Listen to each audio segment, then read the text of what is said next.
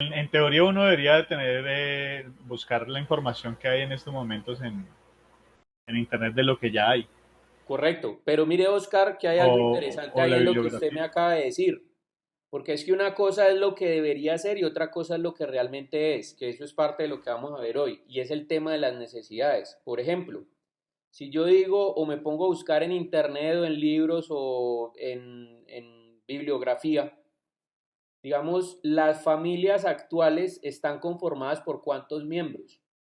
Pues yo diría que casi que hoy en día la gente casi que ni, o sea, estoy hablando de las nuevas generaciones, son papá y mamá y Sí, pero estamos un hablando de hijo. una, pero por eso también estamos hablando de una situación, porque, es decir, si nosotros vamos a escoger un grupo que vive en la era, por decir algo, un grupo de personas, un grupo objetivo, Ajá. porque yo lo que entiendo, por ejemplo, en esta situación, y qué pena me lo vuelvo a meter con el perfil de usuario, no vamos a tratar un usuario como tal, sino un grupo de individuos. Correcto. Ajá. Entonces, bueno, ahí va mi pregunta también, y después le voy contestando. Y le muestro mi forma de ver el asunto. Entonces, si nosotros tenemos un nombre, pues no le, o sea, usted el otro día nos decía como que ponerle un nombre, por decir algo, Pepito Pérez, nos estoy siendo muy general. Ujú. Eh, de edad de tanto a tanto, que vive, por ejemplo, usted lo dijo ahorita, en Jarillón del río Cali, allí en Cali, y todo el asunto, del río Cauca, perdón, que trabaja de tal y tal cosa. Entonces ahí estamos haciendo un perfil de usuario, pero entonces yo lo que tengo aquí la idea, y no sé si yo estoy en lo correcto o no estoy en lo correcto, para ahorita desarrollarlo con los compañeros, es que eso es un grupo como tal, o sea, no es un grupo de usuarios, o sea, uno tome una familia, un grupo de familia, que como usted lo Claro, dice, puede claro, ser papá, mamá, pero muy seguramente, profe, no va a ser un niño o dos niños. claro. Es que Muy ahí es mi punto. seguramente, muy Precisamente, seguramente ese va es a mi ser punto. abuela, abuelo, Correcto, es tía, que para allá tío. iba. Mire, Oscar, exacto. Mire que el tema es un tema de deducción. Por eso yo les decía a ustedes ayer, perdón, ayer no, la clase pasada, yo les decía a ustedes que a veces la información que uno encuentra, dependiendo del método de indagación que haya utilizado para levantar esa información, a veces es información que no necesariamente le sirve a uno. ¿Por qué? Porque si yo busco en internet y intento indagar acerca de cómo son las familias, o sea, cuántos miembros tienen las familias, digamos, actualmente, probablemente lo que encuentre es que hoy en día las familias son papá y mamá y un solo hijo. Y eso, porque entendiendo pues cómo han venido las nuevas generaciones, hay generaciones que ni hijos quieren tener, entonces es solamente una pareja. Pero si nos vamos a lo que es la realidad y a una estratificación social baja, donde se supone pues que estas personas o son las personas que están siendo afectadas, porque evidentemente una persona que tenga recursos económicos no se va a vivir a una zona de ladera. Normalmente estas personas son las que menos educación sexual y conciencia sexual tienen y son personas que tienen muchos hijos.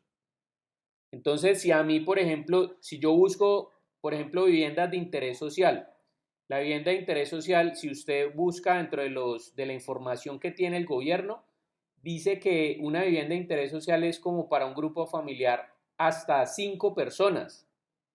Pero ¿cuál es la realidad? La realidad es que en una vivienda de interés social le meten hasta 10 o 15 personas.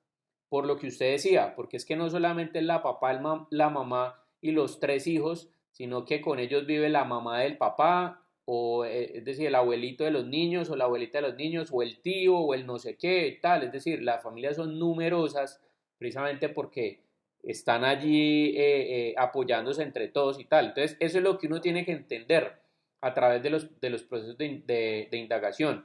O sea, es un tema también como de tirarle lógica, ¿sí? Porque usted encuentra mucha información, pero esa información debe ser verídica para que usted la pueda contrastar con la realidad y saque, obviamente, sus propias conclusiones desde lo que es cierto.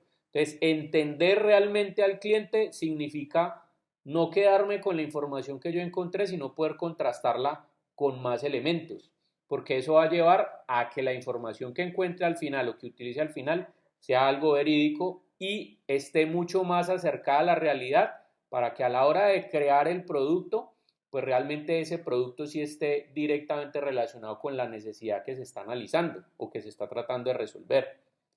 Entonces, volviendo al punto, si yo voy a crear, por ejemplo, un sistema de vivienda temporal, sería útil decir, bueno, dentro de todo ese promedio, digamos que yo puedo establecer mi investigación únicamente en el tema del Jarillón de Cali, ¿sí?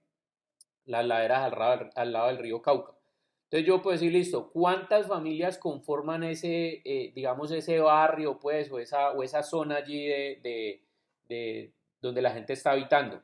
Entonces puedo averiguar en internet o, qué sé yo, en el DANE o en no sé dónde se encuentre, digamos, ese dato y digo, por ejemplo, hay 300 familias, listo, yo puedo hacer un proyecto que esté enfocado en esas 300 familias. Listo, familias que tienen en promedio cuántos individuos. Entonces supongamos que son 7, por decir algo. Listo, son 7 individuos. ¿Cómo hago un espacio, entendiendo que también hay bibliografía y hay información que me dice, por ejemplo, en una vivienda, cuánto es lo mínimo que yo puedo tener o que yo debería tener de espacio eh, personal? Y eso en una vivienda normal. Hay que tener en cuenta que lo que estamos creando es una vivienda de emergencia o una vivienda de tránsito o temporal. Entonces, ¿cuáles son las características que deben tener esas viviendas? Por ejemplo, en cuanto a los servicios sanitarios, ¿sí? ¿Cuántos baños debería tener? O realmente debería tener un baño o realmente no debería tener un baño, sino que sería un baño comunitario, por ejemplo. Ocurrió una tragedia. ¿Qué es lo que normalmente hacen? Todas las personas que quedan damnificadas las llevan, digamos, a un coliseo o a una junta administradora local, pues de un barrio o la parte donde se reúnen o alguna cosa, o a una cancha de fútbol, a un estadio, alguna cosa, listo. Y allá adentro, para darle el tema de la privacidad y de que cada uno de las, o sea, separar, digamos, por familias, pues lo que hacen es establecer campamentos. Entonces esos campamentos los establecen actualmente. Mire que no es el producto que está diseñado para eso, sin embargo, es lo que se utiliza. La gente tiene la tendencia a empezar a donar carpas, a empezar a donar víveres, a empezar a donar no sé qué, tal, tal, tal. Entonces la gobernación o la alcaldía o la parte municipal entonces lleva, por ejemplo, baños de estos portátiles y establecen, digamos, una zona de baños que es para todo el mundo, que son comunitarios. Entonces, cada quien tiene su carpita dentro, tiene sus víveres, sus cosas, pues lo que lograron salvar, pero cuando le toca bañarse, cuando le toca hacer las necesidades, le toca salir e ir a buscar el baño. Entonces, ¿cuáles son las características precisamente de esas viviendas temporales y todo eso? Eso es lo que uno tiene que empezar a indagar, porque esas son las características o los atributos que va a tener mi producto en relación a la solución a la problemática. Entonces, para responder la pregunta de lo que usted me decía ahorita sobre el perfil de usuario, ese perfil de usuario, ¿qué debería hacer? Pues debería reflejar todas esas evidencias de necesidades. ¿Por qué? Porque se supone que el perfil de usuario es como si yo cojo a las 300 familias que están pasando por esa determinada situación y saco un promedio entre todas ellas. Y de ese promedio es como la historia que le pasa a las 300 personas, pero reflejada en una. Entonces, cuando yo explico mi proyecto o lo presento, digamos, a una persona a quien yo le quiero vender el proyecto, si yo le digo, mire, el usuario que va a utilizar este producto es una persona que tiene estas y estas y estas características, que ve esto, que piensa esto, que siente esto, que escucha tal cosa, que tiene estas debilidades y estas fortalezas, es mucho más fácil para la persona que vaya a invertir en el proyecto o que vaya a comprar el producto entender el producto y la necesidad específica. ¿Por qué? Porque usted le está contando la historia de esas 300 personas cuando le habla de una sola, que es el perfil de usuario. ¿Sí me hago entender? Sí, profe, sintetizar las 300 en una sola. Es correcto, sí, es promediar. Usted sintetizó todas las características o digamos las características mayormente encontradas o de manera común de todas esas personas, de ese público objetivo que usted segmentó en una sola persona. Lo que pasa es que para que no quede como tan crudo de, no, es que estas personas son así, son de entre los 25 y los 35 años y les gusta comer tal cosa y tienen familia numerosa y no sé qué, pues uno lo que hace es personalizarlo, es decirle, darle un nombre darle un trabajo o una actividad, describir cómo es su familia, cómo son los nombres de la familia, si tiene esposa, si tiene hijos, si vive con el abuelo, con la abuela, no sé qué. Obviamente dependiendo, digamos, de esa descripción que usted quiera dar de la situación problema. Eso es una manera de resumir toda la investigación que usted ha hecho de una forma clara, ¿sí? Porque no es lo mismo cuando usted va a contar su proyecto. Mire, encontramos que el 25% de la población no tiene acceso a educación, por ejemplo. Entonces, eso mismo, ese dato que en algunos casos puede ser técnico y se ve como medio harto, usted lo puede explicar con la familia de Juan tiene 3 hijos y de sus 3 hijos solamente uno está estudiando porque no tiene económicamente recursos para matricular a los otros dos. Ahí está diciendo lo mismo, lo que pasa es que lo está poniendo en la perspectiva que le permite a usted comercializar el producto. ¿Sí me hago entender? Sí, señor. Muchas gracias. Listo. Entonces, bueno, muchachos, vamos a ver esta presentación. Vamos a ver esta presentación que trata acerca de la identificación de necesidades. Sí, ya nosotros vimos métodos de indagación, todos aquellos elementos o metodologías que nos van a permitir extraer la información directamente desde la fuente, que son los usuarios en contexto, del contexto, es decir, cuántos usuarios como esos que hay que piensan lo mismo, sienten lo mismo, y de los elementos de tecnología, es decir, los productos existentes que están tratando de resolver la situación problema. Entonces, cuando yo obtengo toda esta información, que ya veíamos que la tabulamos en gráficos y todo eso, aquí lo que voy a empezar a hacer es identificar las necesidades encontradas, que no necesariamente es una sola, o sea, digamos que una necesidad es un problema sin resolver y que puede ser tan grande o tan pequeño como yo sea. Mire, por ejemplo, en el tema de la metodología del árbol de problema. ¿Sí? En el centro, en la parte del tronco, va el problema principal o lo que yo veo como problema principal. Pero cuando hablo de causas y efectos, realmente estoy hablando de subcategorías de problemas. ¿Listo? En primera instancia y en segunda instancia, porque hay causas principales y causas secundarias y causas de tercer nivel, y etcétera, etcétera. Lo mismo con los efectos. Entonces, dentro de todos estos elementos en los que desglosamos la problemática, pues vamos a poder identificar unas necesidades, pero adicionalmente a la identificación también las vamos a poder clasificar. Y clasificarlas nos va a ayudar a que después esas necesidades puedan convertirse en atributos de diseño, es decir, características que va a tener el producto solución que están siendo tomadas directamente desde la fuente, es decir, del usuario al cual se le está presentando la necesidad o la problemática. Entonces, bueno, lo primero que vamos a ver es qué es una necesidad.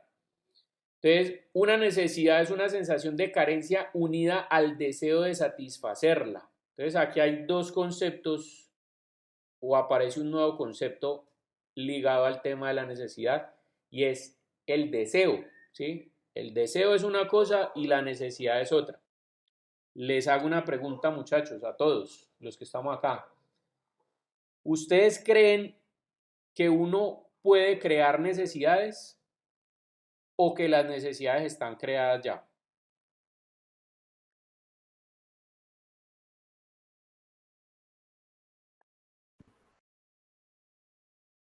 Repite la No, pues pregunta. según, Profe, si uno la puede crear un ejemplo, pues así, si usted por lo menos consigue un ejemplo, un empleo, una parte donde no haya buen transporte público, por ejemplo, usted no tiene vehículo, entonces ahí crea la necesidad de comprar un vehículo para poderse movilizar. También uno las puede crear, ¿no?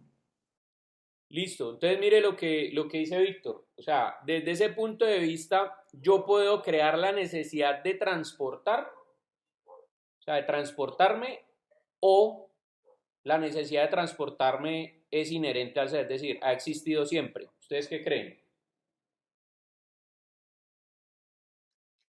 de transportarse no, pero sí de desplazarse.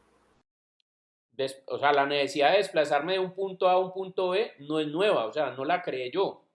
Es una necesidad Ah, ok. que es inherente al ser, me refiero a que eso ha estado desde siempre, ¿no? Si no, Más uno que de todo los es trasladar. antepasados y los nómadas y tal, y toda esa gente cuando estaban en un Exacto. punto, digamos, y se les acaba la comida, se desplazaban a otro y cómo lo hacían a pie. pero tenían la necesidad, es decir, la necesidad existía, no fue creada. ¿Qué es lo que se crea? El deseo, el objeto de deseo que permite satisfacer la necesidad. En este caso, en el caso que mencionaba Víctor, es el carro. O sea, yo necesito desplazarme de un punto A a un punto B. Tengo una necesidad, pero la necesidad ya estaba, es inherente al ser. La necesidad de desplazarme o de transportarme. Pues como tengo esa necesidad, compro el objeto de deseo, o sea, lo que yo desearía tener para resolver esa necesidad, que es un carro. ¿Listo? Para que la vean Claro, más sí, clara. el deseo que se genera es el deseo de hacerlo, pero de una forma más rápida. Correcto, el deseo, es decir, ahí están los dos conceptos, el concepto de necesidad y el concepto de deseo. La necesidad yo no la puedo crear, o sea, nadie puede crear una necesidad porque realmente las necesidades son inherentes al ser, o sea, han existido siempre. Lo que yo sí puedo crear es la carencia, el objeto de deseo que hace que esa carencia, o sea, que la necesidad se vea latente. ¿Correcto? Pero las necesidades son inherentes al ser. Les voy a explicar con un ejemplo para que todos entiendan el concepto. Mire, ¿qué existía antes? Vamos a hablar de la necesidad de comunicación. La necesidad de comunicación ha estado siempre, ¿sí? Si uno va a la época de las cavernas, ¿cómo se comunicaban los cavernícolas? Pues Con las haciendo unos pinturas. sonidos o con pinturas rupestres en las cuevas, ¿no? Que esas son las pinturas que, digamos, hoy en día vemos nosotros y cuentan unas historias sobre ellos, cómo cazaban animales, cómo crearon el fuego, cómo, bueno, un montón de cosas. Entonces esa fue la manera que ellos encontraron, en ausencia de lenguaje, la manera de comunicarse. Entonces mire que la necesidad ha existido siempre, la necesidad de comunicación. Con el paso del tiempo y el paso de, digamos, la creación de objetos y de nuevos objetos, entendidos como objetos de deseo, es decir, esos objetos que hacen que la necesidad sea, la carencia de la necesidad se vea mucho más, llegamos a la época del teléfono.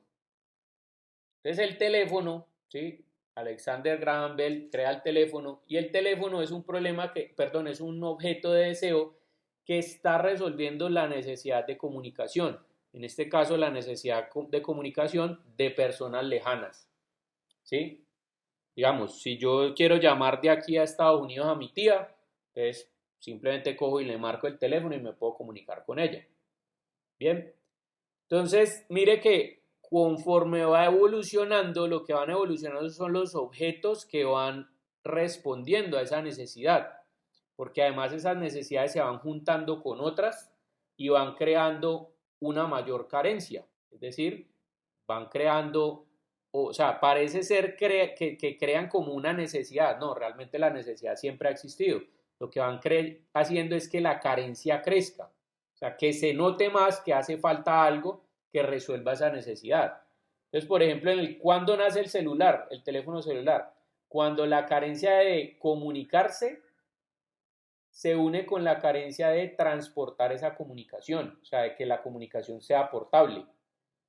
Entonces, ahí nace el teléfono celular, porque ¿qué pasaba anteriormente? Con el teléfono fijo, a usted lo llamaban y si usted no estaba, le dejaban la razón y se daba cuenta por la noche cuando ya llegaba a la casa y entonces ahí podía llamar o si no al otro día.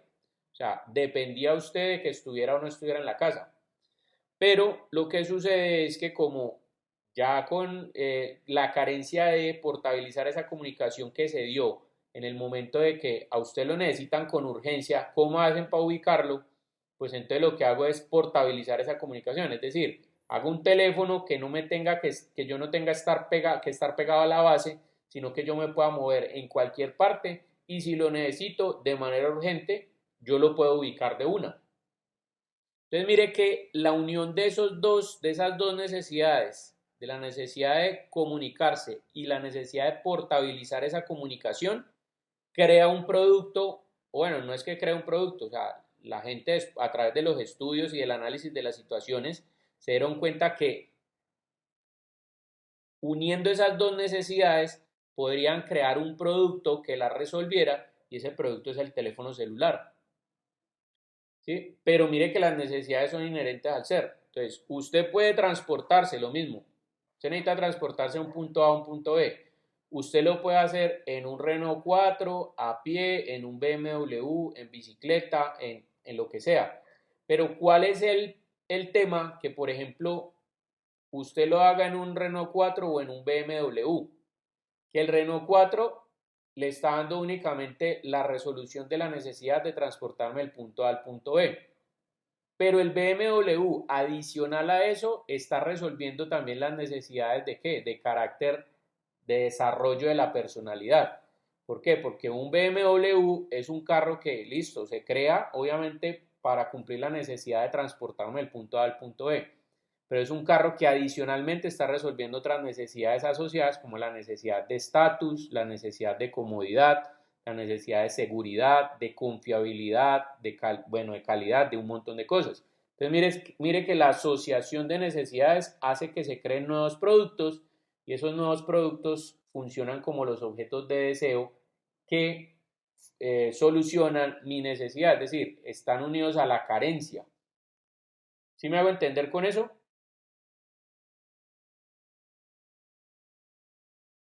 Sí, señor. Listo, entonces póngale cuidado. Un deseo es una necesidad que toma la forma de un producto, marca o empresa.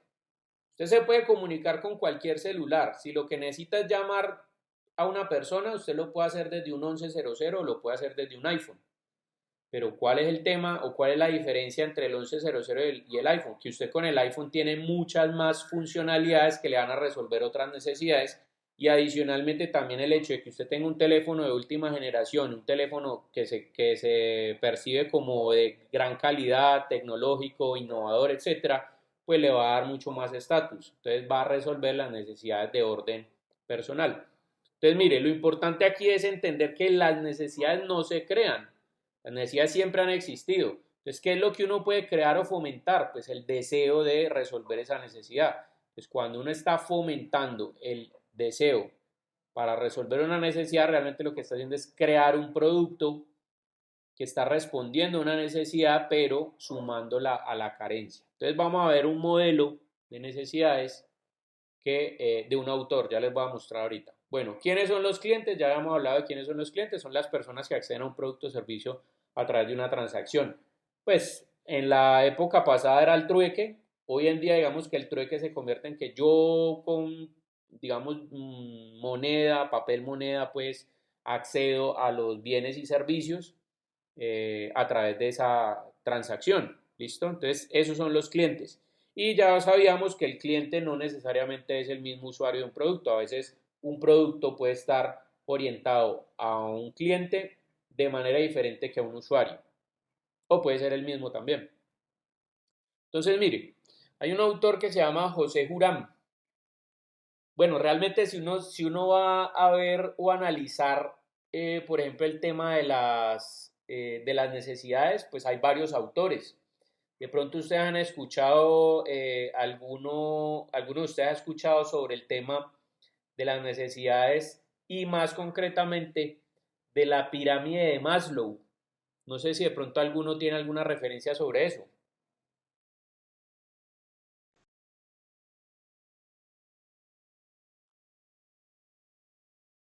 No, profe, la verdad no. Bueno, No sé. digamos que siempre cuando uno está viendo, digamos, algo que tiene que ver con mercadeo o algo, ese modelo de Maslow es uno de los que también explica el tema de las necesidades. Maslow básicamente lo que hace es hablar de una pirámide donde él plantea que en la base de la pirámide están las necesidades básicas del ser humano. ¿Cuáles son las necesidades básicas del ser humano? Comer, dormir, tomar algo, es decir, calmar la sed, la necesidad fisiológica, es decir, lo que nos permite a los seres humanos mantenernos con vida. ¿Listo? Y conforme las necesidades, digamos, se van alejando de la base, es decir, van subiendo hasta la punta de la pirámide, pues son las necesidades o se van considerando como las necesidades de autorrealización del ser. Es decir, si yo quiero ser profesional, pues lo hago por una necesidad qué sé yo, de tener mayor conocimiento, de ser reconocido en el medio, pues por algo que yo haga y en lo que me he enfocado, en lo que me he especializado, en algo que yo pueda destacarme en mis labores del trabajo y todo eso. Esas no son necesidades básicas, porque evidentemente si una persona no estudia, pues simplemente con el hecho de que coma, duerma, tome cosas y no se enferme, o sea, mantenga su salud, pues ya ahí puede vivir. Pero el hecho de que estudie, de que consiga cosas, de que compre cosas y que su profesión o su inteligencia o su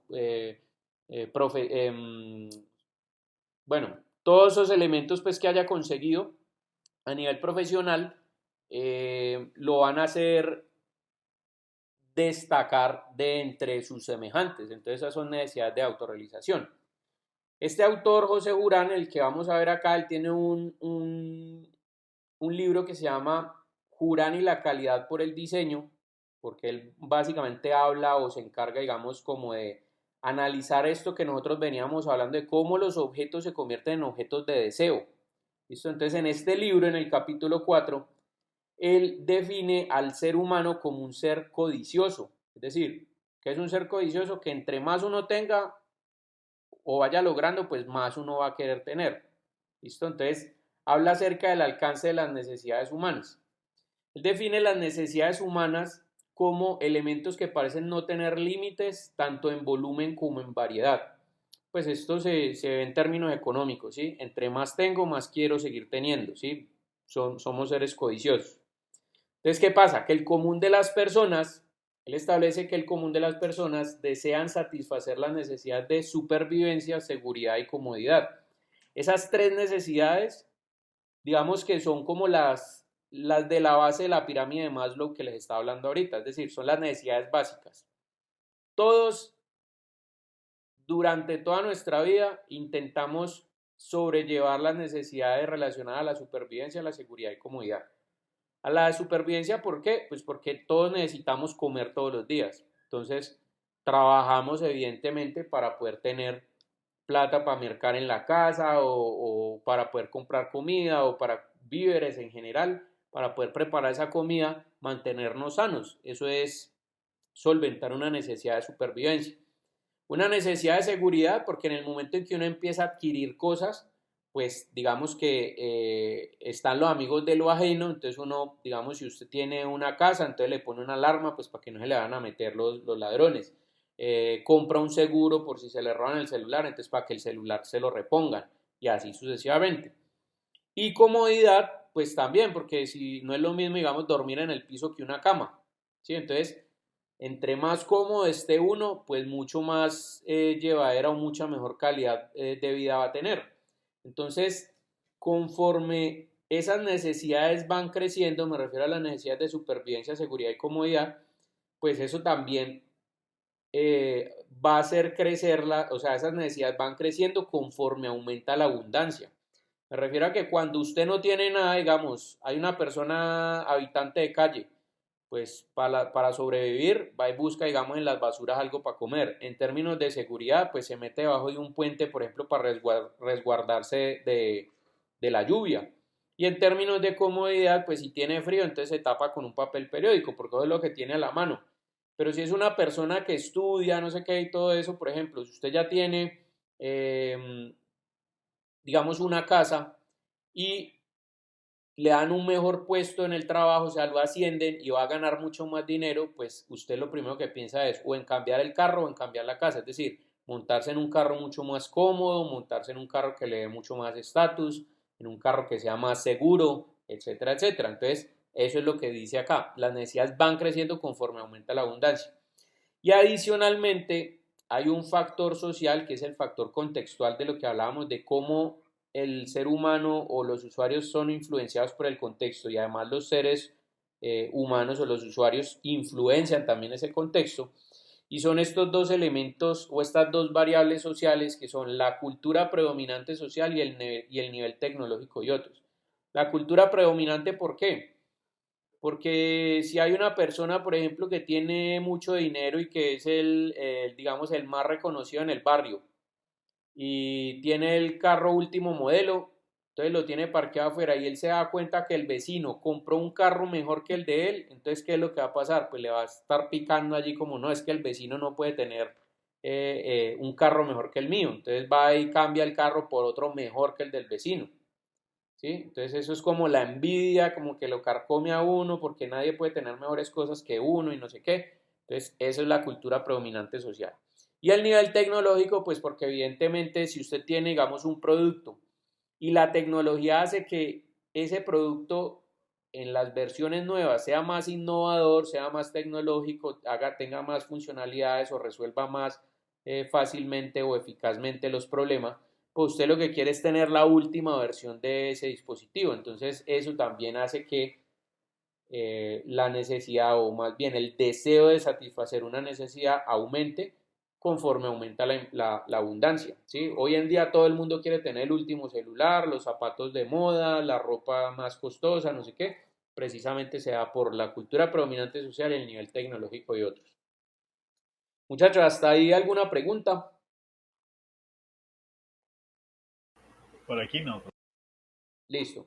Vamos a hablar entonces cómo se originan esas necesidades en los clientes. Ojo, una cosa son las necesidades inherentes al ser y otra cosa son las necesidades de los clientes, es decir, de las personas que pagan por un producto, que acceden a una transacción para obtener un producto.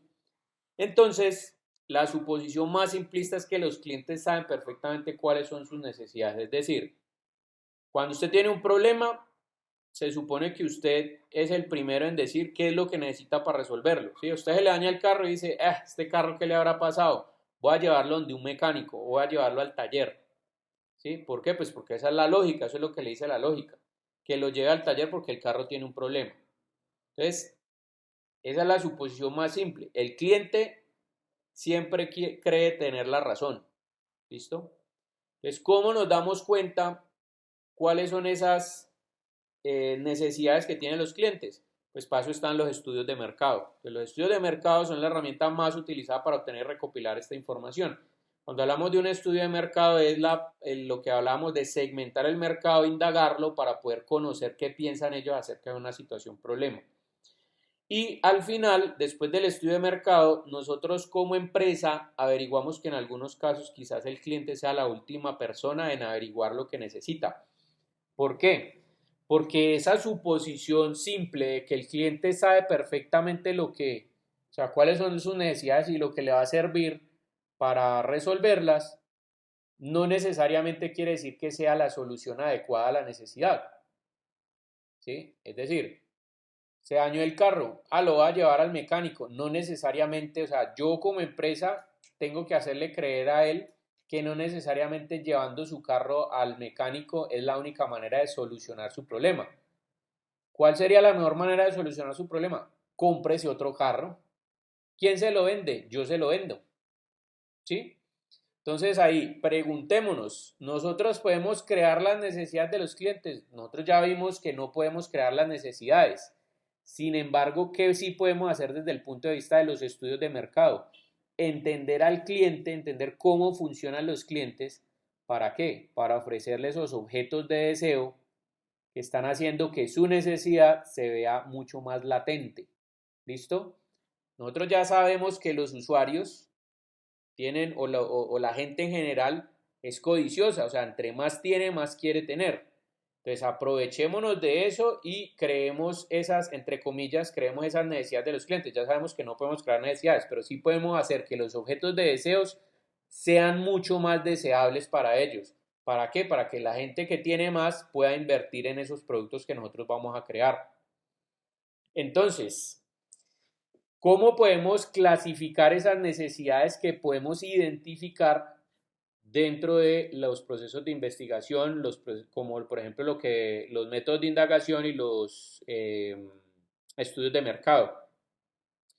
Entonces yo puedo clasificar las necesidades detectadas en 5 grandes familias: las necesidades reales, necesidades manifestadas, necesidades percibidas, culturales y debidas a un uso no previsto.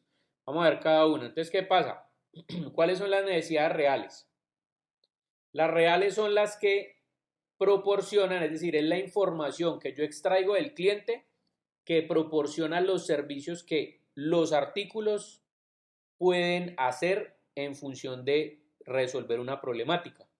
Es decir, cuando una persona me dice, no, es que yo necesito transportarme sobre el agua, ¿sí? Como el ejemplo que está acá. Entiendo que es una necesidad real o sea, su problema. Su problema está visto como una necesidad real. ¿Por qué? Porque me está hablando del servicio que puede proveer algún instrumento, algún producto, algún servicio. ¿Listo? Entonces, para comprender esas necesidades reales de los clientes, debemos contestar a estas dos preguntas. ¿Por qué compra usted un producto y qué servicio espera obtener de él?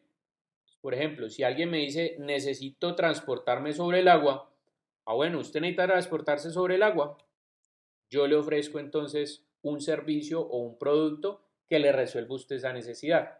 ¿Listo? Entonces, cuando el usuario piensa en el servicio más que en el producto, esa declaración del cliente es clasificada dentro de las necesidades reales. ¿Listo? Vamos a ver la segunda familia, que son las necesidades manifestadas. Entonces aquí, las necesidades manifestadas es cuando ya el usuario manifiesta cómo resolver su necesidad o problema en forma de un artículo que le resuelve esa problemática. Entonces, siguiendo, por ejemplo, si la necesidad real es, o se considera necesidad real, si me dicen necesito transportarme sobre el agua, pues para hacer un equivalente del necesito transportarme sobre el agua como una necesidad manifestada, dice necesito una lancha, o necesito un jet ski, o necesito un barco, o necesito una chalupa. ¿Listo? Entonces aquí ya está manifestando su necesidad o cómo resolver su necesidad a través de un objeto de deseo. ¿Listo? Entonces, las necesidades manifestadas se consideran como todas esas declaraciones en las que el usuario las solicita en forma de un artículo. Entonces, mire, necesidades reales, lo que tiene que ver con servicio, o sea, promueven el servicio que proveen unos artículos. Necesidades manifestadas son las que se manifiestan en forma de un artículo. Tenemos entonces las necesidades percibidas. Las necesidades percibidas relacionan dos elementos. Está el cliente, pero también está el proveedor de servicios. Es decir, los clientes manifiestan sus necesidades según las percepciones relacionadas con los productos, ¿sí?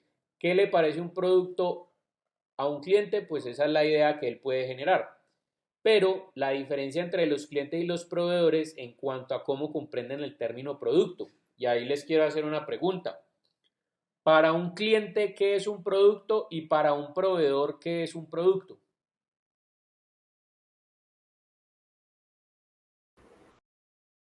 ¿No es lo mismo? O sea, No, desde la perspectiva de un cliente, el producto es diferente desde la perspectiva de un proveedor. pues el cliente, o sea, pero estamos hablando entonces, el cliente necesita algo Es correcto. y el proveedor es el que está ofreciendo la La solución. solución a la El problema es el necesidad. que tiene ese algo. Es Ujú. correcto. Entonces, vea, ahí mismo ustedes lo respondieron por deducción. El cliente está solicitando algo que resuelva su necesidad. Entonces, el producto para el cliente es lo que resuelve su necesidad. Pero para el proveedor es que es el medio de subsistencia. Es decir, si él es el que está proveyendo ese producto, pues es su medio de subsistencia. Es decir, yo le vendo a usted, pero yo como proveedor estoy ganando y usted como cliente está resolviendo su necesidad. Entonces esto es como se convierte las necesidades percibidas en aquellas declaraciones del cliente, las que yo por un tema deductivo puedo encontrar oportunidades de negocio. ¿Listo? Es decir, encontrar que los problemas son una oportunidad. Por ahí hay como una historia, pues que no va a echar la historia, pero es un cuento donde hay una población y la población entonces eh, ninguno en ese pueblo utiliza zapatos. Entonces ahí el dueño de una zapatería envía a dos de sus vendedores y los envía al pueblo. Y cuando los dos vendedores regresan a la zapatería, entonces hay uno que tiene una respuesta negativa y otro que tiene una respuesta positiva. Entonces cuando él habla con el que tiene la primera respuesta, él dice, no, patrón, ahí no, ni quiere invierta plata en crear zapatos ni nada porque esa gente allá no utiliza zapatos. Bueno, listo, mijo. Y cuando llega el otro, entonces el otro le dice, no, patrón, nos vamos a volver ricos porque en ese pueblo nadie tiene zapatos, entonces está la oportunidad ahí para vender porque somos los únicos. Entonces, esa analogía que hay allí es como el tema de encontrar los problemas como una oportunidad. Es decir, ¿dónde o yo veo las necesidades de los clientes como la oportunidad de poder ofrecerles un producto o de poder resolverles la necesidad? Entonces, algunos proveedores pueden considerar que las percepciones de los clientes no son reales, pero en tales casos son los proveedores los que pierden, lo que hablábamos ahorita. ¿Sí? Si yo veo un montón de gente sin zapatos, pues el problema está es en cómo yo perciba precisamente esa necesidad. Si la percibo como una oportunidad o la percibo como un problema. Denme un momentico, muchachos, yo conecto acá. Listo. Entonces, siguiendo el ejemplo, por ejemplo, con el tema del agua, necesito transportarme sobre el agua y necesito una lancha, ¿sí? Para transportarme. Entonces, ¿qué puedo definir yo? Bueno, usted necesita viajar por el agua y usted dice que le sirve una lancha, entonces yo le digo, listo, el viaje que usted va a hacer es muy largo. ¿Y qué pasa en esos viajes largos en lancha o por mar? Pues que la gente se aburre. Entonces, mejor vaya, cómprese un crucero, o sea, cómprese un boleto de crucero y mientras va haciendo su viaje largo por el agua en un bote, pues lo que va haciendo es que va disfrutando del paisaje, de las instalaciones que tiene el barco y todo eso. Es decir, yo como proveedor detecté el problema de la persona y más que una situación problema, lo que hice fue identificar una oportunidad. ¿Listo? Entonces, bueno, vamos a ver la cuarta familia de clasificación de las necesidades. Entonces, por ejemplo, yo le ofrecía a este personaje que se fuera en un transatlántico de estos, en un crucero, con todas las comodidades, con el comercio, con barra libre, con un montón de cosas. Entonces él me dice, no, es que hay un problema. Resulta que mi religión no permite que yo acceda, digamos, a todos esos placeres. Entonces, en ese caso, ¿qué es? Las necesidades culturales. Es decir, cuando uno entiende que las necesidades de los clientes o esas declaraciones que dan los clientes cuando uno los está entrevistando, encuestando, etcétera, van más allá de los productos y de los procesos. Es decir, la necesidad comprende respetarse a sí mismos, el respeto a los demás y la continuidad de los hábitos. Y aquí lo importante es el patrón cultural, que es la acumulación de creencias, hábitos y prácticas. Entonces, ¿qué pasa allí? Por ejemplo, si digamos que yo voy a montar una franquicia de McDonald's y estoy en la India, pues una franquicia de McDonald's en la India no va a dar mucho. ¿Por qué? Porque en la India las vacas son consideradas animales sagrados. Entonces, culturalmente hablando, es un negocio que no va a prosperar, ¿sí? Porque estoy yendo o tratando de ir en contra de las tradiciones culturales. Entonces, todas esas necesidades son las que yo tengo que identificar, necesidades culturales, para poder, o sea, para no ir en contra precisamente de la personalidad o de la idiosincrasia o irrespetar a la persona a la cual le voy a vender un determinado producto. ¿Listo? Entonces, en este caso, por ejemplo, bueno, yo necesito un bote que me identifique. Entonces, esas necesidades culturales están regidas por los patrones culturales. ¿Listo? Hasta ahí, ¿cómo vamos, muchachos? ¿Hay alguna de pronto necesidad que no hayan entendido o tienen alguna pregunta? Pues yo me quedé un poco las percibidas, porque no sé si es la necesidad del usuario o es la necesidad del proveedor. No, es la necesidad del usuario percibida desde el proveedor como una oportunidad. Le pongo un ejemplo. Usted está en un paradero con una persona y la persona le pregunta a usted, hermano, ¿qué horas tiene? ¿Usted qué puede percibir de eso? Que no tiene reloj. Vendámosle el Tiene reloj. reloj y que el man necesita un reloj. Entonces, si usted es Exacto. vendedor de relojes, probablemente ahí haga su venta fija, ¿no? Sí. Entonces, ese es más o menos el tema. O sea, que la necesidad que yo detecte del usuario es una oportunidad para mí, ¿sí? O sea, la declaración del usuario me lleva a pensar en una oportunidad de negocio, en la oportunidad de creación de un producto. o servicio, pues. ¿Listo? Bueno, seguimos. Entonces, última familia. Estas yo creo que son las más fáciles de identificar. Las declaraciones del cliente se clasifican como necesidades debidas a un uso no previsto, de acuerdo a que los productos no siempre son utilizados de la mejor manera. Por ejemplo, muchos fallos de la calidad surgen porque los clientes usan los productos de mala manera. Estos factores de seguridad pueden hacer subir el costo del producto. Lo esencial en un producto es conocer cuál será el uso real y el mal uso, cuáles son los costos correspondientes de ajustarse, o sea, en términos de mi oferta de producto, ajustarme a los costos correspondientes.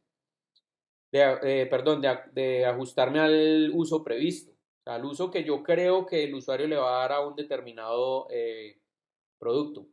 Y para adquirir esta información es necesario un trabajo estrecho en equipo entre proveedores y clientes. Entonces, les pongo un ejemplo allí. Digamos que usted tiene un teléfono celular, ¿sí? Si yo me ajusto al uso previsto, el uso previsto que le va a dar la gente o lo que yo creo de cómo va a tratar un teléfono celular las personas, es que normalmente el teléfono lo van a llevar en el bolsillo o en una cartera, ¿sí? Y que cuando lo van a sacar con delicadeza o lo van a utilizar de una buena manera y lo que sea, ¿listo? Eso es ajustarme al uso previsto. Entonces, ¿qué hago? Si yo o sea, teniendo en cuenta o haciendo una corta investigación sobre ese uso y lo defino de esa manera, como que todo el mundo va a utilizar el celular de una buena manera, pues entonces simplemente lo construyo con materiales que no hay necesidad que sean tan resistentes. Entonces, ¿qué pasa? ¿Cuál es el uso real que le están dando al producto? Pues la gente deja caer los celulares, a veces los dejan caer en las piscinas, a veces lo dejan caer desde alturas pues bastante, valga la redundancia, altas o desde pisos o bastante altos. Los toman, por ejemplo, o se los entregan a los niños y los niños pues no tienen cuidado, sino que los están tirando al piso. Bueno, qué sé yo, los pueden pasar un vehículo por encima, lo que sea. Entonces, si yo me ajusto, por ejemplo, solamente al uso adecuado, pues va a ser un teléfono que va a ser percibido como un teléfono de mala calidad. Pero si yo hago, por ejemplo, como hacen en Caterpillar, que sí, que los ingenieros civiles o los que están en obras y todo ese tipo de cosas necesitan teléfonos resistentes porque normalmente ese es un medio en el que una caída de un teléfono pues puede ser mucho más grave que si una persona en la casa lo deja caer, porque va a caer sobre tierra o sobre lodo, o sobre agua o sobre lo que sea. Pues entonces mire que ahí yo me ajusto no solamente al uso previsto, sino al mal uso del producto. Y entonces lo hago con materiales mucho más resistentes, lo hago mucho más duradero, hago que la batería dure más, hago que sea resistente al agua, a caídas, a golpes, etc. Entonces mire que el teléfono es percibido como de mejor calidad y va a tener su segmento objetivo del mercado que fijo lo va a comprar. ¿Listo? Entonces, cuando yo me ajusto al uso previsto, lo que estoy haciendo es ajustándome a que las personas lo van a usar siempre bien, van a usar siempre el producto. Entonces, ¿cómo nace la necesidad? Pues la necesidad nace de la declaración cuando un cliente, por ejemplo, si yo creo celulares, me dice, no, a mí me gustaría un teléfono que si se caiga, no se le quiebre la pantalla. Entonces, esas son necesidades debidas a un uso no previsto. De una vez clasifico esa declaración del cliente en esa familia. ¿Listo? Porque depende de allí, obviamente, del uso y el mal uso que se le está dando al tema. Ahora, no necesariamente son las declaraciones, porque recuerden que también los procesos de observación pueden ser procesos que me permitan extraer información. Entonces, si yo veo que los usuarios, digamos, dentro de las obras civiles, hay varios usuarios que dejan caer sus celulares, pues yo puedo tener eso también como una información de observación y una declaración del cliente, en este caso no sería una declaración, sino un proceso de observación que me permite identificar este tipo de necesidades. Entonces, siguiendo con el tema del transportarme sobre el agua, lo quiero hacer en una lancha, yo tengo la oportunidad de ofrecerle a usted un viaje transatlántico, no es que yo quiero un bote que me identifique, pues también pasa que, por ejemplo, los barcos deben soportar altas y bajas temperaturas. Entonces, ¿qué pasó, por ejemplo, con el Titanic? Que se confiaron de que el Titanic, por ser grande y por ser pues el último barco más tecnológico que había en la época y no sé qué, pues era un barco que no le iba a pasar nada, y en su viaje inaugural pues se estrelló con un iceberg y el acero a bajas temperaturas se hacía más quebradizo y eso fue lo que provocó la tragedia del Titanic. Es decir, no fue utilizado de manera adecuada y como se ajustaron al uso previsto, pues no se pudo evitar, digamos, esa tragedia. Bueno, hay otra, cuénteme, Víctor. Profe, me tengo que retirar. Yo termino de ver la clase, pues el video. Yo, muchísimas ¿Listo? gracias. Vale, no hay Bueno, problema. que estén bien, Bueno, que esté compañero. bien. Gracias, profe. Bueno, Bueno, hay otra clasificación básica de las necesidades de los clientes y son las relativas a la satisfacción del producto. Esto puede ser un tema binario, ¿no? O satisface o no satisface, punto. Entonces, básicamente es cuando un cliente está satisfecho con el producto o no está satisfecho, pues de allí puedo sacar información porque puedo preguntarle por qué no está satisfecho o por qué está satisfecho, pues para seguir haciendo lo mismo o para evitar seguir haciendo lo mismo, dependiendo obviamente de lo que sea. Herramientas para recoger datos, ya vimos pues cuáles son los métodos de indagación, aquí hay otras herramientas, cuestionarios remitidos por correo, cuestionarios de retroalimentación, llamadas telefónicas, visitas a los clientes, colaboraciones, es decir, toda esta información o todas esas declaraciones del cliente o declaraciones observadas las podemos extraer a través de los métodos de indagación. ¿Listo? Entonces, bueno muchachos, les voy a mostrar una presentación. Bueno, esta presentación es relativamente corta y no quiero demorarme acá, pero esta es la segunda parte de a lo que me llevan las necesidades de los clientes. Es decir, después de que yo identifico esas necesidades de los clientes y las clasifico o sea, tengo mi investigación, yo detecto las necesidades de las declaraciones del cliente o de los procesos de observación o de los textos que haya leído o todo eso. Por ejemplo, ajustándonos al proyecto formativo integrador. Después de que una persona queda sin vivienda, ¿cuáles son las necesidades de esa persona? Reales. Son necesidades reales en algunos casos. Por ejemplo, necesito un lugar donde vivir. Eso sería una necesidad real o sería ¿Dónde, clasificada como una necesidad real. dónde pasar ¿Cómo la podría? noche? Exacto, un lugar donde pasar la noche. Eso sería una necesidad real. ¿Cómo podría ser esa misma declaración del cliente como una necesidad manifestada? Necesito una casa, ¿sí o no? Porque ahí está manifestando su necesidad en términos de un objeto que resuelve esa necesidad. ¿Cómo sería una necesidad percibida allí en ese mismo ejemplo? Entonces, si necesito una casa, entonces, ¿qué pasa? Esa es la oportunidad que usted como proveedor tiene de crear una vivienda temporal. ¿Listo? Entonces, mire, las personas necesitan una vivienda temporal. Eso es una necesidad percibida. Una necesidad cultural que puede ser es que las personas necesitan privacidad.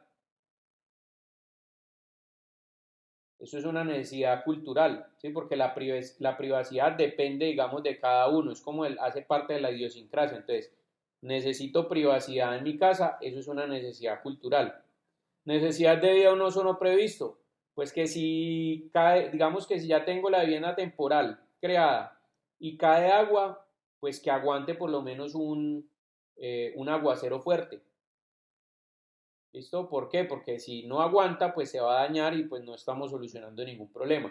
Entonces mire que dentro del contexto, ahí hay 5 necesidades diferentes que están enfocadas todas en la misma problemática, pero se perciben como diferentes porque se pueden clasificar dentro de familias diferentes de necesidades. ¿Listo? Entonces ese es el trabajo que ustedes van a hacer, muchachos. ¿Qué es lo que van a hacer? Identificar dentro de la problemática que están analizando cuáles son las necesidades de los usuarios. ya sea que las hayan leído o que estén dentro de la misma consigna del proyecto, es decir, el documento que yo les redacté, o que la hayan visto, digamos, en un video, o que hayan entrevistado a alguien, o a través de encuestas o trabajos escritos, bueno, lo que sea, van a identificar esas necesidades y las van a clasificar en las 5 grandes familias. Esa es, digamos, que la parte o la segunda parte que hay que hacer con el entregable. ¿Listo? ¿Eso Ahorita es les para explico. cuándo, profe? Deme un segundito, yo reviso aquí la fecha.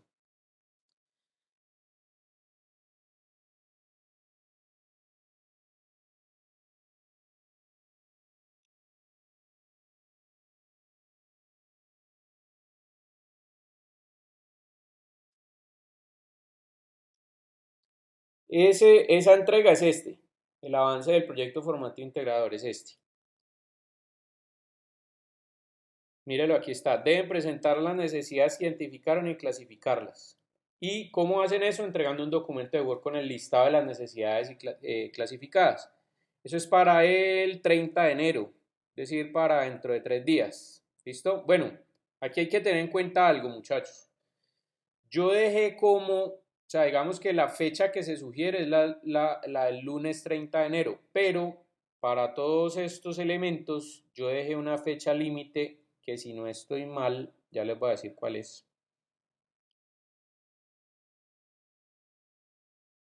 Bueno, no, es que es el miércoles 1 de febrero.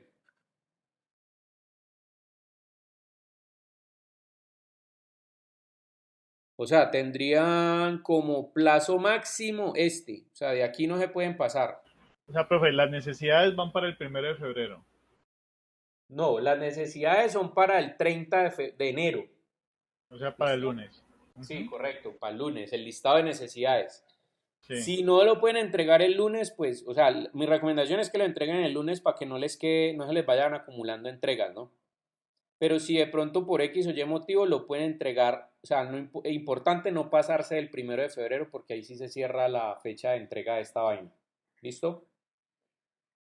Te lo digo en aras de que de pronto, si de pronto ustedes hacen el listado y lo entregaron el 30 y de pronto hay algunas correcciones o algo, pues para que podamos hacer esas correcciones y ya el primero ya lo puedan entregar de manera definitiva ya con correcciones. ¿Listo? Porque eso hace parte de la entrega del primer corte, de la entrega final, pues, del primer corte.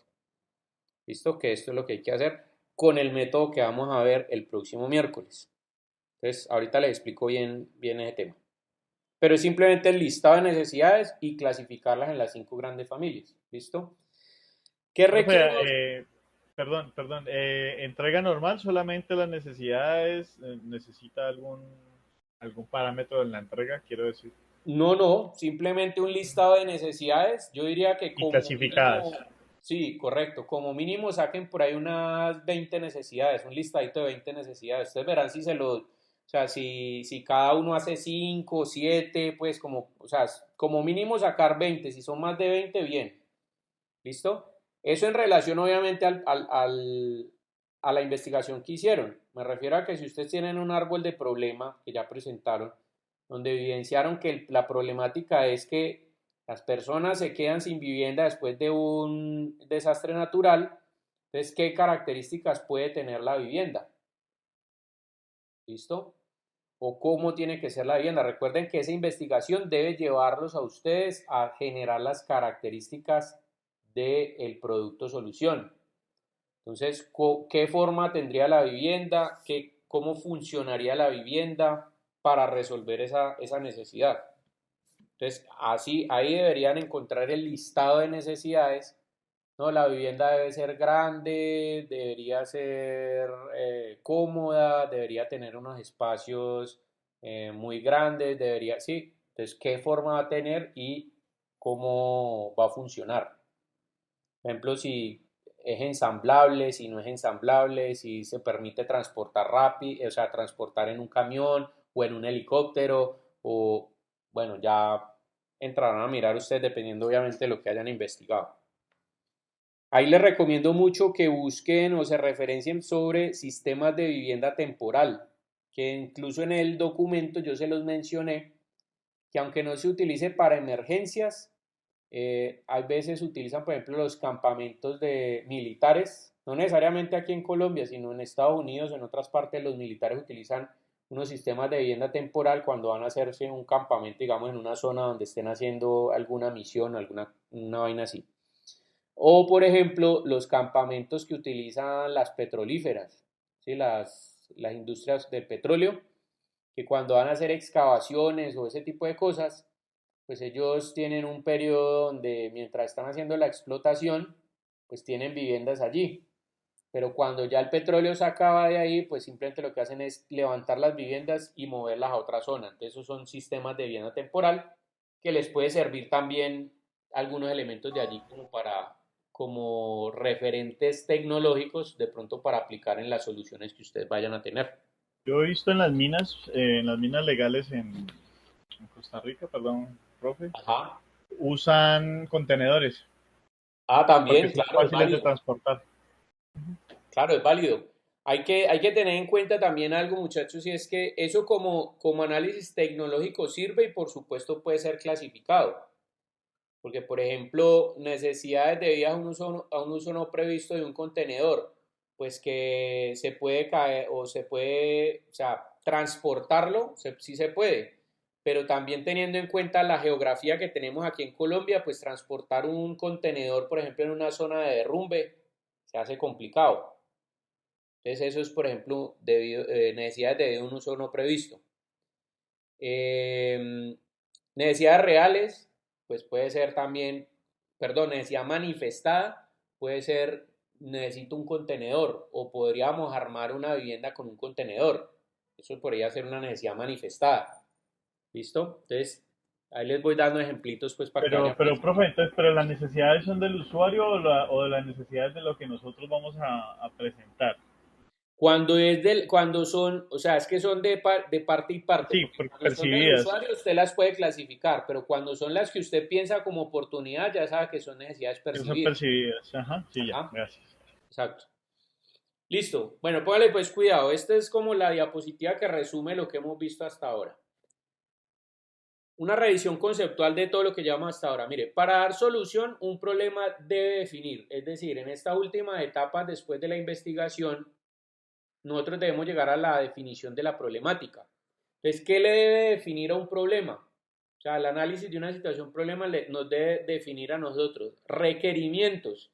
¿Qué es un requerimiento? Pues como su nombre lo indica, lo que requiere el problema para ser solucionado. Esos requerimientos son información o se extraen como información escalable. ¿Qué significa escalable? Pues que yo la pueda comparar con otro tipo de información para saber cuál es más importante o menos importante. ¿Listo? Evidentemente yo voy a tener un listado de requerimientos, pero no a todos les puedo hacer caso. Porque, por ejemplo, si yo digo el producto debe ser resistente o el producto debe tener una alta calidad y tengo otro requerimiento que dice el producto debe ser económico, pues alta calidad y económico no son dos términos o dos ideas que vayan una de acuerdo a la otra, porque por lo general los materiales más costosos más resistentes son los más costosos y eso hace que mi propuesta pues vaya en contraposición al requerimiento de que sea económico. ¿Me hago entender? Sin embargo, como son las percepciones del usuario en contexto, pues hay que apuntarlas todas.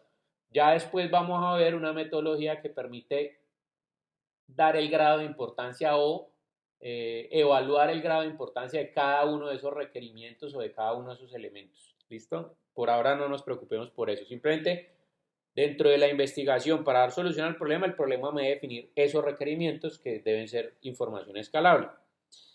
También debe definir restricciones. Ojo, la diferencia entre el requerimiento y la restricción radica en que la restricción es una característica que sí o sí se debe cumplir, porque si no se cumple, el producto ya no sirve. ¿Listo? El requerimiento no, el requerimiento es algo que se requiere, o sea, algo que requiere el producto solución. Si lo tiene bien, si no lo tiene, pues bueno, no pasa nada. ¿Sí? O sea, tratar de que los tenga todos, pero si no lo puede obtener, no pasa nada.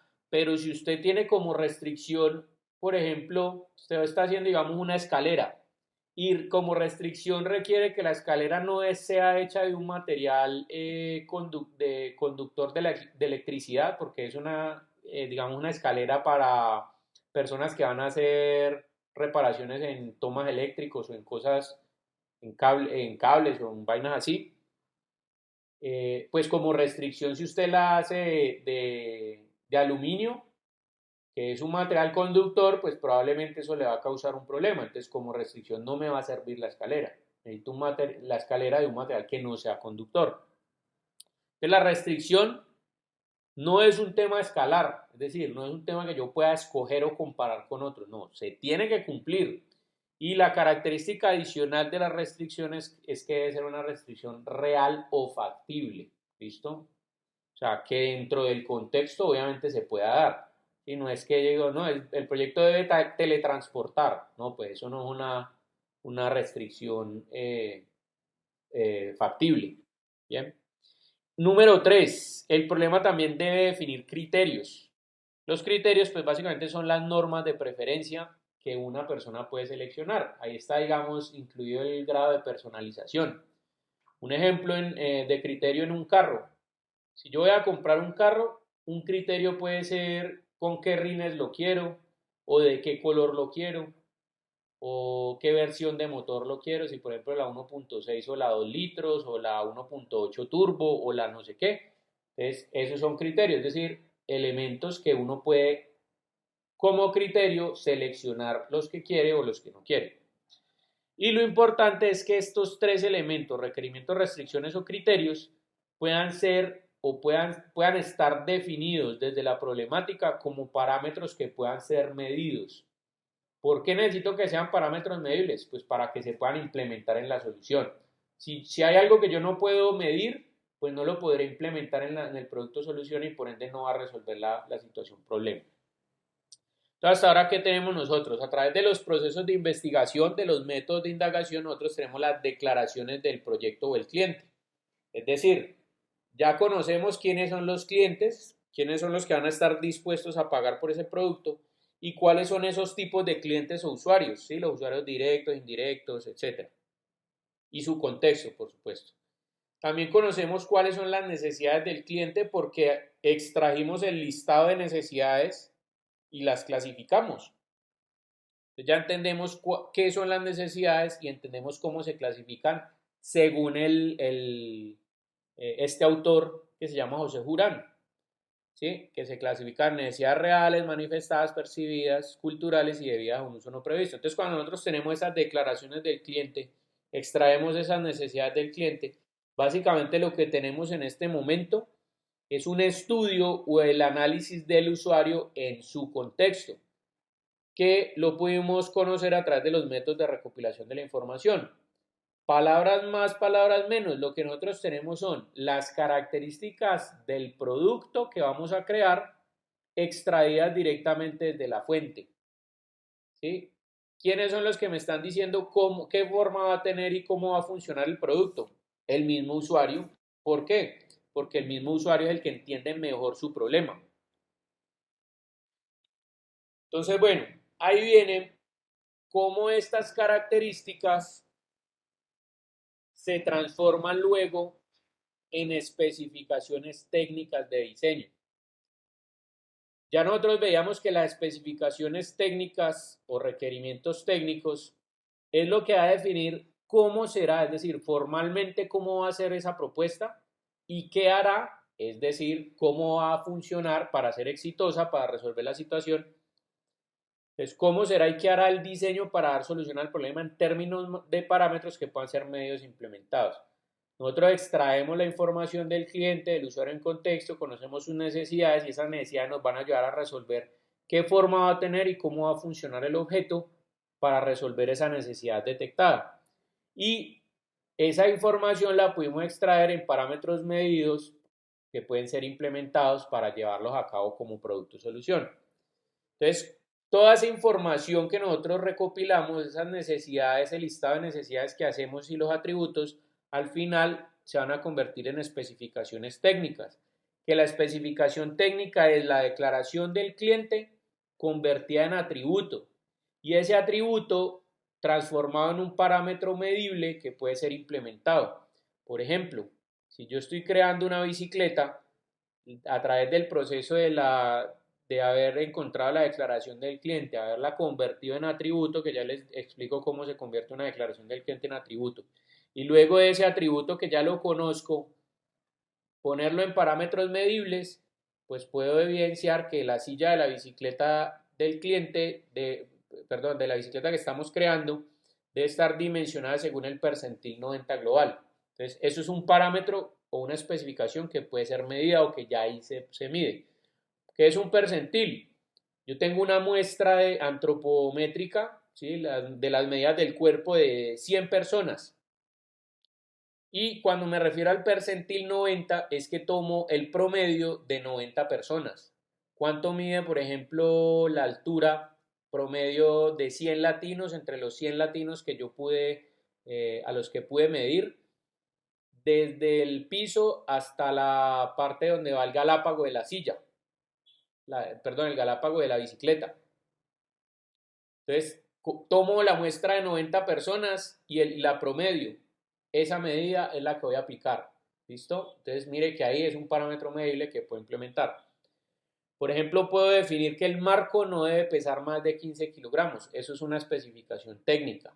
¿Por qué? Porque estoy hablando de que el marco tiene una medida y tiene un valor, por lo menos en términos de peso. Estoy hablando de ¿Eso no medida sería en una kilos. restricción? Sí, claro, total. En este caso sería una restricción porque es algo que se debe cumplir, es decir, el marco no debe pesar más de 15 kilogramos. ¿Qué pasa si pesa más de 15 kilogramos? No sirve.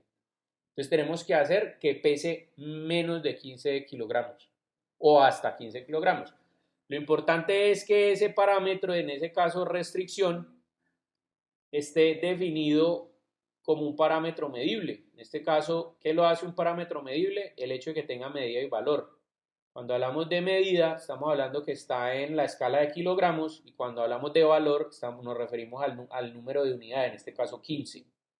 ¿Listo? El primero también es un parámetro medible porque estamos hablando del percentil 90 global. ¿Cuál es la medida? Pues el global de las personas a las que encuestamos, a las que medimos. ¿Cuál es el valor? El 90. ¿Listo? Entonces, al final, toda esa información que yo levanté en la investigación se tiene que convertir en esto, en especificaciones técnicas. ¿Por qué? Porque esto ya yo lo puedo implementar dentro del producto. Entonces, mire, el análisis del cliente usuario, la relación entre las tres dimensiones sistémicas, los tres elementos del problema que les digo que se deben analizar, el usuario, el mercado y la tecnología, deben girar en torno al cliente, lo que nos permitirá definir los atributos de diseño desde y con él. ¿Qué significa esto?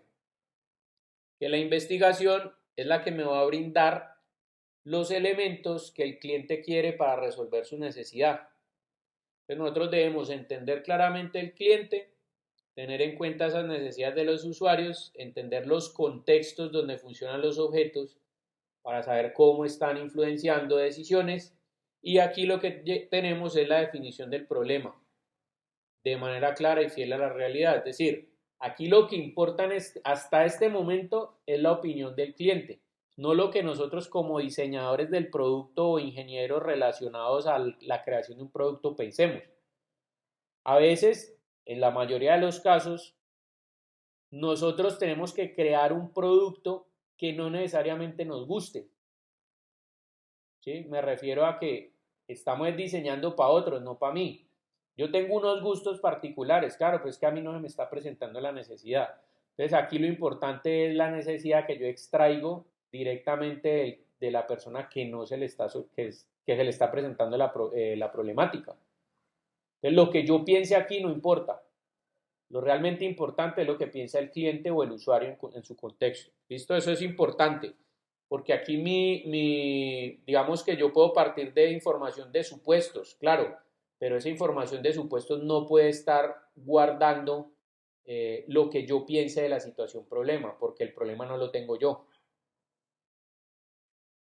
Entonces, mire, de esta forma es como yo tomo la declaración de un cliente y la traduzco como una necesidad correcta, es decir, como un parámetro que puede ser implementado o medido.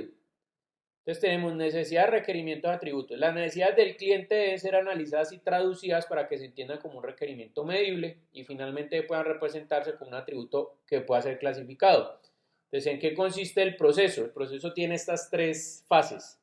La primera, yo recibo la declaración del cliente, tal como lo expreso en palabras.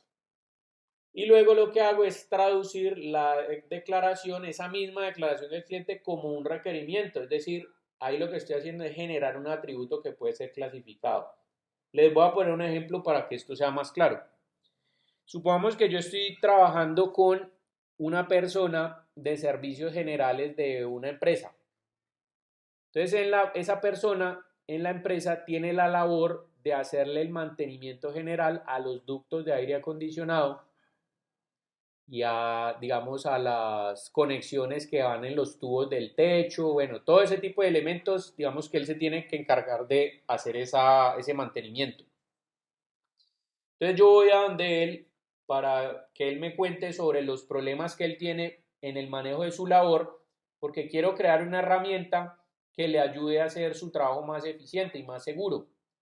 Entonces yo le digo, bueno, ¿cuál es la herramienta vital para usted? Entonces él me dice, no, pues yo no podría trabajar acá o realizar mi labor acá si no tuviera una escalera.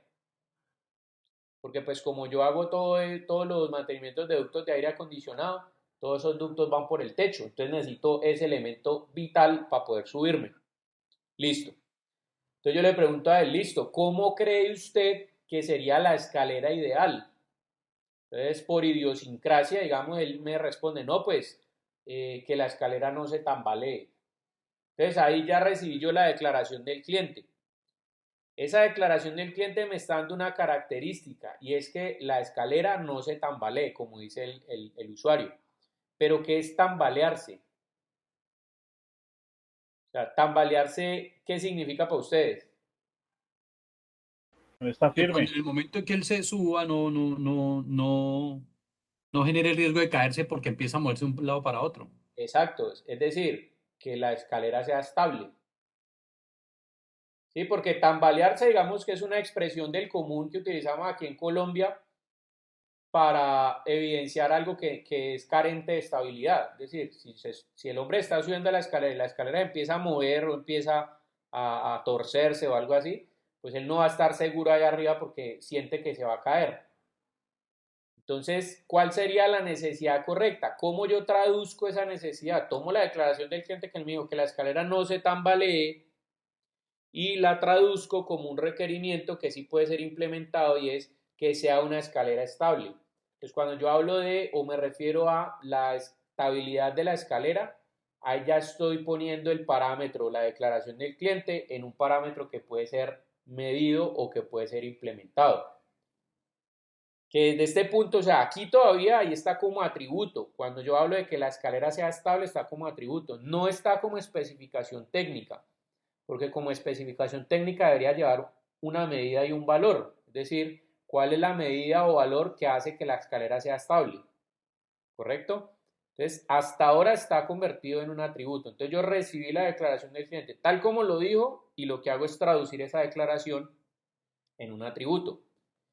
Y en este momento, cuando ya la declaración del cliente se convirtió en un atributo, pues ese atributo ya puede ser clasificado. ¿Listo? Entonces ya vamos para allá para el tema de la clasificación. Entonces, mire, ¿qué son los atributos? Los atributos son la definición de los parámetros de diseño, es decir, las características del producto o solución tomados directamente desde la fuente, es decir, tomados desde de los usuarios. Para analizar y entender lo que el cliente quiere para su solución, nos basamos en las metas, objetivos y restricciones. Entonces, mire lo que sucede acá. Vamos a poner un ejemplo. Yo quiero diseñar una herramienta para alcanzar elementos altos, innovadora, en un año para electricistas y otros profesionales de mantenimiento y construcción que laboran en sitios de trabajo convencionales. Esto que ustedes ven acá es la definición del problema más sintetizada que hay. O sea, a esto es lo que nosotros deberíamos llegar. ¿Qué es lo que se requiere en la situación problema? Esto es llegar a la solución, a la definición del problema. Ojo que la definición del problema no es decir cuál es el objeto que va a dar solución a la problemática. La definición del problema es entender claramente cuál es la carencia que está generando el problema. ¿Listo? Son dos cosas diferentes de lo que estamos hablando, porque en este caso la definición del problema que menciona cuál es el producto solución, no estamos hablando de la definición del problema, sino ahí estaríamos hablando ya de una propuesta de diseño. Entonces, la definición del problema debería evidenciar la carencia de un objeto que resuelva la situación. Bien, entonces mire que debería responder la definición del problema estas 6 preguntas básicas. ¿Qué, cómo, cuándo, por qué, para quién y dónde? Cuando hablamos del qué, nos referimos a la función que debería tener la escalera. En este caso, una herramienta para alcanzar elementos altos. ¿Cómo debería ser esa herramienta? Innovadora. ¿Cuándo? Es decir, el periodo de tiempo que nos demoremos haciendo la propuesta, lo que sea, en un año. ¿Por qué y para quién? Estamos hablando de la justificación de por qué crear eso, o sea, por qué ese producto va a dar solución a la situación problema y del usuario. Para electricistas y otros profesionales de mantenimiento y la construcción. ¿Dónde? ¿Cuál es el contexto de uso de esa herramienta o de ese producto solución? Que elaboran en sitios de trabajo convencionales. Entonces, mire, cuando yo llego a la definición del problema, yo empiezo a responder esto, mire. ¿Qué características sobresalientes o atributos desearía el usuario que tuviera la escalera? ¿Qué desea hacer con la escalera? Hay escaleras con características similares en el mercado, entonces mire, ¿qué análisis tecnológico hice que me pueda brindar atributos que me sirvan para poder implementarlos en esta nueva creación? Independientemente de que sea una escalera o un ascensor o una grúa o lo que sea. ¿Listo? Este es un ejemplo tomado de este libro que se llama Dim and Little, el proceso de diseño en ingeniería. Entonces, mire, después de la etapa de investigación y de responder estas preguntas y todo esto, mire, se genera este listado de atributos. Entonces, mediante lluvia de ideas, grupos de enfoque, encuestas, análisis de producto en funcionamiento, es decir, mediante métodos de indagación, se levantó una información y esa información se tradujo como parámetros que puedan ser medidos e implementados, es decir, como atributos, y aquí se generaron 22 atributos. Mire, la escalera debe ser útil, servirá para sujetar tubos, conductos y alambres en techos, se podrán reparar tomas de corriente en lugares altos, servirá para reemplazar focos y lámparas, para uso en exterior sobre suelo plano, deberá estar colgada en algunos casos. Bueno, por acá debe ser ligera, debe ser durable, debe ser relativamente barata. ¿Qué podemos observar en todo este listado? Que no todos los enunciados son de la misma clase. Mire que hay unos que son muy precisos. Por ejemplo, la deflexión de los escalones debe ser menor de 13 centímetros. Esto ya es un parámetro que viene con medida y valor. Estamos hablando que de 0.13 centímetros. Es decir, cuando la persona que se esté subiendo a esa escalera pise un escalón, el escalón no puede deflectarse. Más de eso, porque si no, no sirve. Eso es como un requerimiento, como una restricción más bien. O sea, o cumple o no cumple, ¿sí o no? Mire que este de aquí es muy parecido a este de acá. Funcional para altura hasta de 3.35 metros. Es decir, si es funcional para menor altura, no sirve. Mire que por acá hay otro que dice, la escalera deberá ser útil. Claro, pero es que útil es un concepto que es bastante subjetivo. Entonces mire que este no es tan preciso o no es tan exacto como este. Mire que dice que debe ser ligera. Bueno, ligero también es un parámetro que es subjetivo. Debe ser durable, eso también es subjetivo. Mire que hay otro tipo de atributos que dice aquí para qué va a servir, o sea, cuál es la función que tiene. Sirve para sujetar tubos, conduit y alambres en techos. O se pueden reparar tomas de corriente. Entonces mire que esos dos se parecen. Entonces mire que tengo claro que no todos los enunciados son de la misma clase. Entonces, como no todos los enunciados son de la misma clase, sino que yo veo que hay clases de enunciados que se repiten, sí, hay unos que se parecen a los otros. Entonces, vamos a ver cómo se pueden clasificar los atributos. Todos estos son atributos, ¿listo?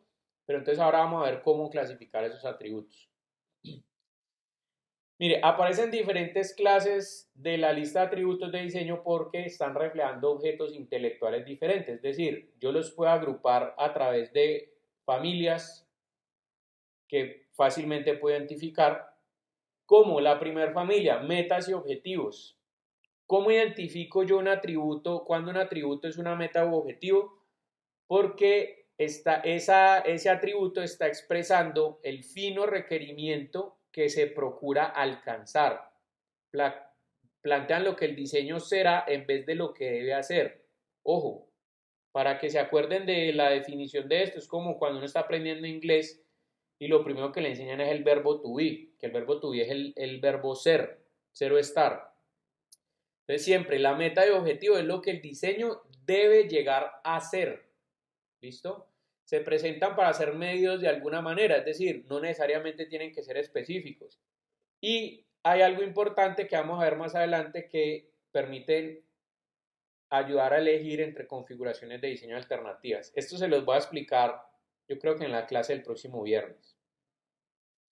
Ejemplo de una meta de objetivo, la escalera deberá ser relativamente barata. Entonces, por lo general, cuando usted encuentre en un enunciado que tenga la palabra ser, ojo, por lo general, no significa que en todos los casos, pero por lo general, cuando encuentran un enunciado que tenga la palabra ser, probablemente sea una meta y objetivo. Si nosotros miramos aquí en el listado de atributos, ¿cuáles hay aquí como metas y objetivos? Mire, debe ser ligera, debe ser durable, debe ser relativamente barata. ¿Listo? Ojo, mire que aquí, por ejemplo, hay un ser, pero no necesariamente se refiere a una meta u objetivo, sino a una característica en relación, por ejemplo, a cómo ejecutar una función, que eso es otro tipo de elementos. Pero bueno, entonces simplemente es cuestión de leer bien y poder identificar esos elementos. Segunda familia, restricciones. Estas son muy fáciles de identificar. De hecho, ya, por ejemplo, por ahí, ahorita en la participación creo que fue de Oscar o de Víctor, no sé, uno de los dos, ya tenía el tema de cómo identificar las restricciones. La restricción es una limitación en el comportamiento, en un valor o en otro aspecto del desempeño del objeto diseñado. Y se formulan como límites claramente definidos cuya satisfacción se marca en una opción binaria. ¿Qué quiere decir eso? O satisface o no satisface.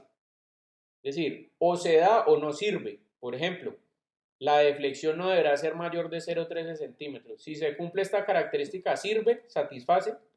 Si no la cumple, no sirve. Entonces, si miramos acá, por ejemplo, esta, la número 12, por ejemplo, la número 14 también es un parámetro restrictivo. Esta de aquí también, aunque no tiene un parámetro medible, ¿sí? Es un parámetro de restricción. O sea, debe cumplir con los requerimientos de la OSHA, que es como, digamos, como una norma ISO, como una vaina así. Debe cumplir, o sea, si cumple bien y si no, entonces no cumple. Por ejemplo, mire este otro acá, no debe conducir electricidad. También es una restricción. Porque si conduce la electricidad no sirve. ¿Listo? Entonces, primero, familia, metas y objetivos. Lo que el diseño debe llegar a ser, restricciones, limitación en el comportamiento o en el desempeño del objeto diseñado. O cumple o no cumple. Familia número 3, funciones. Entonces, ojo, si en las metas y objetivos era lo que el diseño debe llegar a ser, del verbo to be, en las funciones es lo que el diseño debe llegar a hacer. ¿Sí? ¿Para qué está hecho ese objeto? ¿Para qué se creó? ¿Qué función de desempeño va a cumplir? Entonces son las acciones que el objeto diseñado debe realizar para ser exitoso. ¿Cómo las puedo identificar? Dentro de las frases o dentro de los atributos, normalmente viene un sustantivo acompañado de un verbo en infinitivo. Y el verbo tiene que ser de acción, ¿sí? Por ejemplo, soportar libros, en lugar del verbo ser, porque ya sabemos que si es el verbo ser, probablemente sea un objetivo. Por ejemplo, levantar, elevar, mover, transferir o alumbrar son verbos de acción, con frecuencia reflejan el lenguaje más técnico. Entonces, ¿para qué sirve la escalera? Para alcanzar las lámparas de un auditorio. Mire, verbo, alcanzar, sustantivo, lámparas. Vamos a ver cuál es de acá. Entonces, mire, servirá para sujetar tubos. Se podrán reparar tomas de corriente. Servirá para reemplazar focos y lámparas. Entonces, mire, verbo de acción acompañado de un sustantivo. ¿Listo? Entonces, de esa manera se evidencia. Y la familia número 4, que son las implementaciones, o también se conocen como medios. ¿Por qué implementaciones y por qué medios? Implementaciones porque es la forma de implementar, o sea, cuando me refiero a la forma de implementar, es el mecanismo a través del cual o el material a través del cual se está implementando una función. Proporcionan sugerencias específicas sobre la apariencia y material que tendrá el diseño final, es decir, el medio a través del cual se está desarrollando una función. Entonces, cuando hablamos de implementaciones o medios, yo creo que estaban las más fáciles de identificar. Son todas aquellos atributos que hablen acerca de materiales o mecanismos, o también acerca de características que estén relacionadas como la forma de llevar a cabo una función. Por ejemplo, la escalera deberá ser de madera o fibra de vidrio. Mire que ahí estoy hablando de materiales. Mire que acá, por ejemplo, si yo digo escalera de mano extensible corta, una escalera extensible, esto es un mecanismo. Una escalera plegadiza es una implementación o medio, porque es un mecanismo. Una escalera de cuerda es una implementación o medio.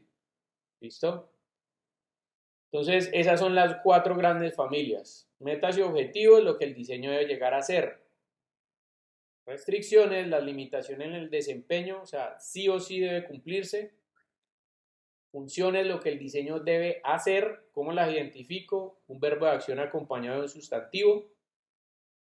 Implementaciones, todo lo que me habla acerca de materiales o mecanismos, ¿listo? Que cumplan las funciones o que sean los medios a través de los cuales se alcancen las funciones o la manera de implementar esas funciones. Listo, muchachos. ¿Qué preguntas tienen acerca de esto?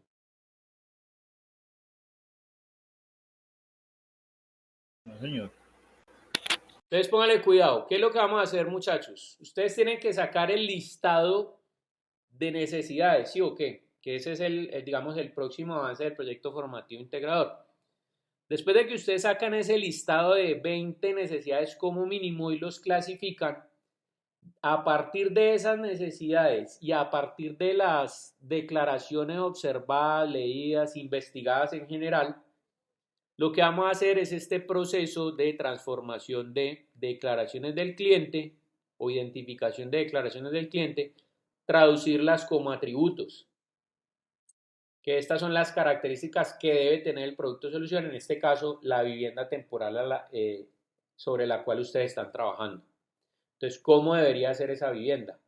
¿Qué características debería tener para definir su forma y las funciones que tiene? O sea, cómo se va a instalar, cómo se va a transportar, cómo se le va a hacer mantenimiento, cómo se va a desinstalar, porque ya después de que termine el campamento, entonces evidentemente acabó su vida útil y las van a tener que desarmar otra vez para poderlas llevar a otra parte. Cuántos espacios va a tener, cómo van a ser esos espacios, si va a tener mobiliario o no va a tener mobiliario interno, si va a tener servicios internos o no, qué tipos de servicios va a tener adentro, o sea, si va a tener energía, si va a tener agua, cómo se van a conectar. Bueno, todos esos elementos, la idea es que ustedes los generen como atributos de diseño, de acuerdo a la investigación que hicieron. Y después esos atributos los vamos a clasificar en estas grandes familias: metas y objetivos, restricciones, funciones e implementaciones. ¿Listo? El próximo miércoles nosotros vamos a ver una metodología que se llama el árbol de objetivos ponderado. Entonces, para esa metodología, para generar esa metodología, es importante tener esta primer familia, la de los metas y objetivos. ¿Cuál es mi sugerencia, muchachos? Ustedes ya el 30, o sea, para el 30 de enero tienen la entrega de las necesidades. ¿Sí? Eso, si quieren, me pueden ir mandando avances que tengan por correo para irlo revisando. Y es cuestión de organizar, digamos, una sesión extra para que los vayamos mirando y vayamos haciendo correcciones, lo podemos hacer, no hay problema, es cuestión de que nos pongamos de acuerdo. Y luego, como hay que sacar los atributos, pues es una labor que ustedes pueden ir adelantando para que en próximas sesiones saquemos un espaciecito de clase y las vayamos corrigiendo. ¿Listo? De manera que cuando lleguemos a la entrega del árbol de objetivos ponderado, pues ya ustedes tengan trabajo adelantado y que no tengan necesidad pues como mejor dicho, que tengan trabajo adelantado y además que ya vaya siendo corregido. ¿Listo? Esa es mi sugerencia. Obviamente entiendo que ustedes tienen diferentes actividades pues y trabajan y todo lo demás, pero si lo pueden ir adelantando pues estaría bien. Muchachos, ronda de preguntas finales, cuénteme. Entonces, profe, para la próxima semana solamente la entrega del día 30. Sí, señor. Solamente la del 30, que es el listado de necesidades clasificadas. Listo. Y entonces esto de la, perdón muchachos, pero tengo que hacer esa pregunta. La del perfil de usuario y del mapa de empatía. Eso, digamos que eso no se va a entregar en esta del 30, sino en la final. Mire que en la final, de hecho, si ustedes ven aquí, en la evaluación práctica colectiva, mire que aquí están los requerimientos de qué es lo que hay que entregar. ¿Y eso para Mire, qué quedó? árbol de problema, que este ya lo entregaron, ¿sí o no? Mire que aquí Sí. está, perfil de usuario, necesidades clasificadas en 5 familias, atributos, que es la clase que vimos hoy, clasificados en 4 familias, y la metodología del árbol de objetivos ponderado. Eso es lo que hay que entregar. Ya de esto ustedes ya tienen 2 cosas. Dos. Bueno, tienen una en Tendríamos realidad, dos. pues. Sí, están el árbol de problema y el perfil de usuario. Entonces lo que falta es, esta es la entrega del 30, necesidades clasificadas, y estos 2 elementos, clasificación de los atributos y el árbol de objetivos, es lo que queda ya pendiente para la entrega final. Listo, profe. ¿Listo? Pero les digo que lo vayan adelantando para que lo vayamos corrigiendo. ¿Listo? Bueno, muchachos, no es más, cualquier inquietud que tengan con mucho gusto a través del correo electrónico. Me disculpan pues que sea como el tema como tan teórico y estarles hablando tanto acá. Yo sé que yo hablo mucho y tal, pero de pronto estoy tratando es como de recuperar esa clasecita que no vimos al principio pues porque por fallo de entendimiento mío. Entonces, pero ya aquí ya vamos al día. ¿Listo? Listo, profe. Muchas Bueno, gracias. muchachos, cuídense pues. Muchachos, Feliz nos noche. hablamos mañana. Que esté muy bien. Hasta luego. Que descanse, nos vemos Muchas mañana, gracias. compañeros. Muchachos. Chao, chao. Chao. Descansen, gracias.